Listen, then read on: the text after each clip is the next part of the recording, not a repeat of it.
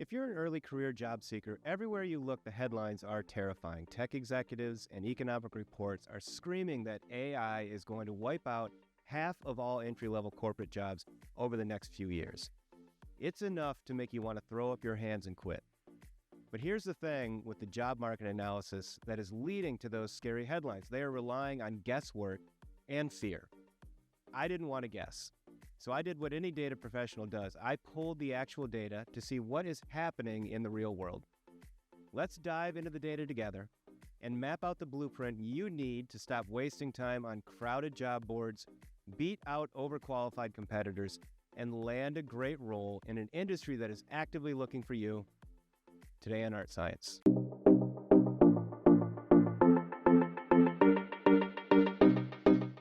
Hey there, I'm Kevin Hartman, Associate Professor at the University of Notre Dame and founder of the Art+Science Analytics Institute, where our mission is to make you a better data analyst. It's summer here in Chicago, which means school is out, and with the academic calendar on pause, we are turning our full attention back to creating fresh content here at Art+Science.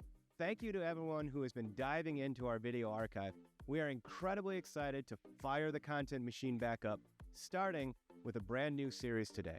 In this video, we are breaking down a massive data set of 1,000 active entry-level job postings we systematically tracked on LinkedIn, alongside the data from nearly 130 actual applications to those exact roles.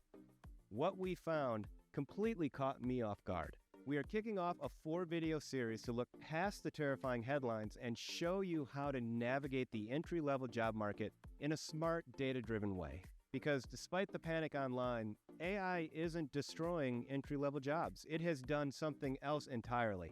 It has made corporate hiring managers completely, totally confused. Over the next few weeks, we are looking at the straight facts of what it takes to get hired now and why the job market isn't dying, it's just disorganized. Before we talk about the results, we need to know where this information came from.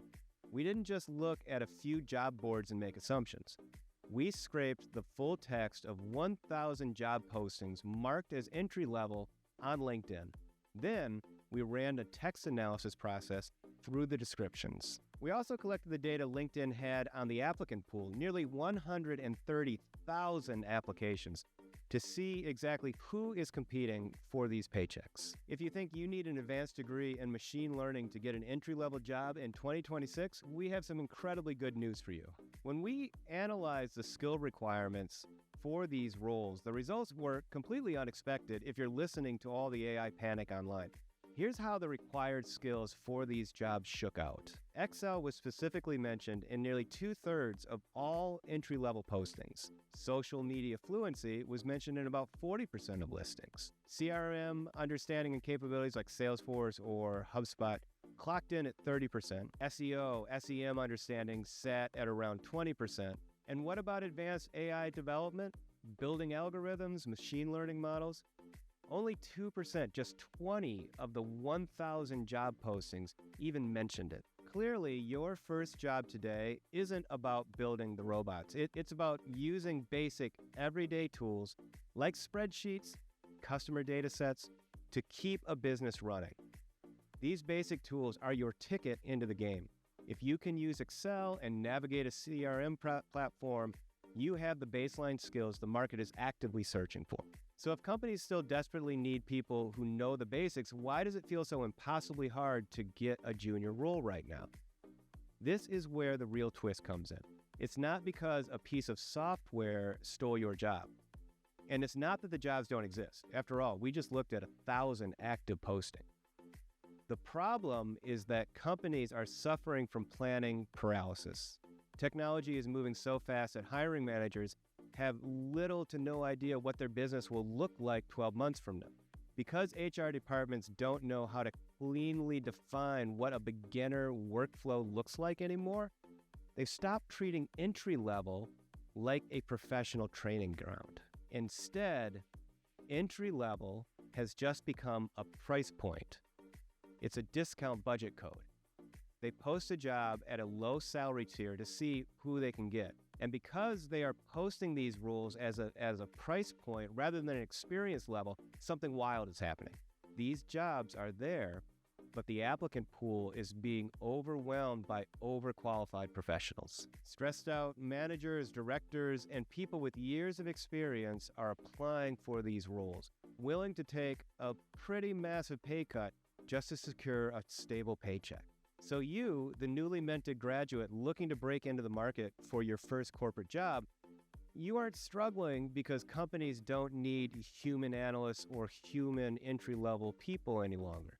You are struggling because beginners are being squeezed out by an invisible wave of experienced people applying for entry-level roles. Once you realize that hiring managers are using these descriptions as a budget bucket, the whole power dynamic really changes. You stop trying to compete on a traditional resume checklist, and you start using a different playbook to outmaneuver the overqualified competition. This brings us to a massive opportunity that your competition is completely missing, and it has to do with where you work. Our analysis looked at workplace types across these 1,000 roles, and the data split out like this.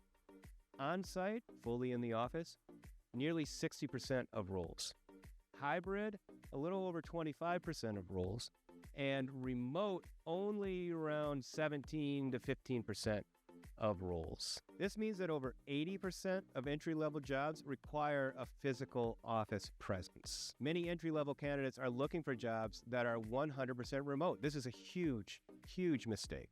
Data from labor economists, and I can say from my own earned experience, all show that remote workers get much less feedback than people who work in person. Hiring managers want you in the building because judgment, business context, and the nuance of an industry are learned by being in the room. Working on site is key to your early career success. Plus, being willing to be in the office gives you a competitive advantage when applying to jobs. Ever since the pandemic, our collective relationship with work has changed. More experienced professionals have spent years adapting to remote environments. And you know what? They kind of like it. And now they view that flexibility as non-negotiable in their lives. But their expectation is your opportunity. While overqualified applicants are trying to negotiate for remote loops and hybrid setups, you can stand out by simply choosing to be in the office. You are offering the one thing those seasoned workers don't want to give up: consistent physical presence. When you write a cover letter or show up to interviews, explicitly tell them you want to be in the office. You want to absorb the business context faster than a remote candidate looking at a screen. That single statement instantly makes you stand out. AI isn't killing your career, it's just changing the game. Your job is to use tools like Excel to build structured data that helps companies navigate a very messy transition period with AI. But understanding the basics and knowing that the market is confused is only one step. Now that you know experienced professionals are flooding these entry-level budget roles, you have to learn how to fight back. Decades of experience looks intimidating on paper, but in the age of AI, that legacy background actually comes with a massive hidden vulnerability. In our next video, we're going to dive deep into the exact data of this senior squatting phenomenon. I'm going to show you the specific industries where these overqualified candidates are heavily concentrated so that you can avoid the trapdoors. More importantly, we're going to map out the playbook you need to turn your lack of experience into a premium asset, expose the outdated habits of your veteran competitors, and prove to a hiring manager that you are the agile solution they actually need. Thanks so much for watching. If you haven't already, take a moment and subscribe to our channel, like this video, and share it with anyone who you think is interested in data analytics. Here at Art+Science, we are bringing new, exciting, and important videos on data analytics to this channel, and we would love to have you there for the journey. Also, be sure to check out the links in the description below for additional Art+Science resources, and sign up for our newsletter to get exclusive tips, course updates, and more directly in your inbox. Thanks again for watching. We'll see you in the next video.